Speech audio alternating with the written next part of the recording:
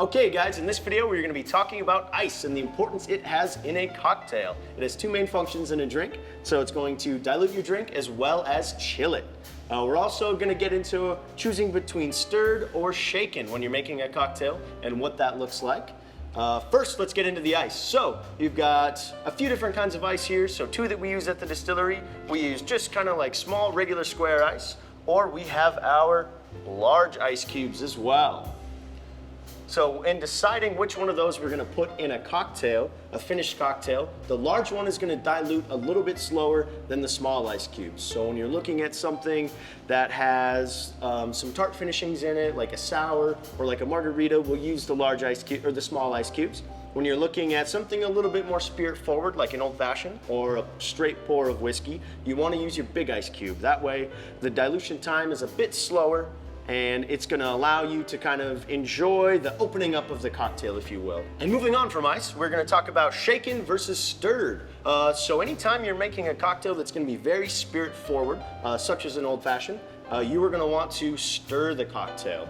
Now, the difference between these two when it comes to dilution is going to be you can control the dilution in a stirred cocktail a lot more accurately than a shaken one. So what's happening in the stirred is you're slowly rounding the ice corners so you can manage how diluted it's gonna get, where when you shake a cocktail, it's gonna break up that ice quite a bit. And then you're gonna have kind of some small flakes of ice in there that are gonna continue to dilute the cocktail after you've already poured it into your fresh glass of ice. All right guys, now we're gonna talk about deciding between shaken and stirred.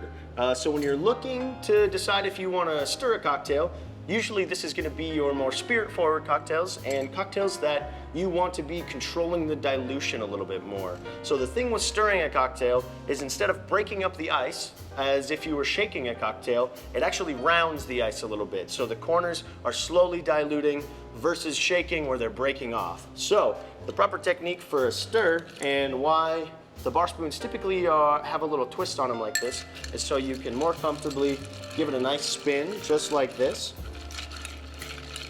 And that's gonna be how you're stirring a cocktail. And then I do anywhere from a 10 to 20 count when I'm stirring a cocktail. Kind of depends on how much dilution you're looking for, or how much you like, or how chilled you want this cocktail to be. When you're deciding to shake a cocktail, this is gonna be anything that you're gonna need to really infuse those flavors. So anything that has some sort of citrus in it, or anything that's gonna have anything muddled, or any kind of extra additives to it that are going to really change the flavor, those flavor modifiers, you're gonna wanna shake the cocktail. Now there's a few different ways you wanna shake it, and as I said, when you're shaking a cocktail, it breaks off the ice quite a bit, so you're looking for more dilution as well. So when you're doing this, you wanna make sure you hit the front as well as the back of the tin. So if I'm shaking a citrus or a puree or an egg white cocktail, I'm gonna shake really vigorously, really hard, making sure we're hitting the back and forth. Now, if I don't have a stir glass at home and I'm making a spirit forward cocktail, you can absolutely do it in a tin and you can absolutely shake it, but you're gonna wanna shake it a little bit lighter. So you're gonna wanna kind of do a nice light back and forth versus that really vigorous, because you don't want that ice to be broken up as much and diluting your cocktail more than you are looking to. Now that you are all done either shaking or stirring your cocktail, you're gonna grab yourself your fresh glass. And when you're doing this, you always want to put fresh ice in the cocktail. So you don't want to use any of this busted up, kind of already diluted ice. You always want to be using fresh ice. That way, the cocktail lasts longer. It's going to dilute a little bit slower. Another important thing you can have at your house is going to be a nice large ice cube mold. So this is what we just use at the distillery. These guys here. This is always good to have on hand if you're making a lot of old fashions or drinking whiskey straight.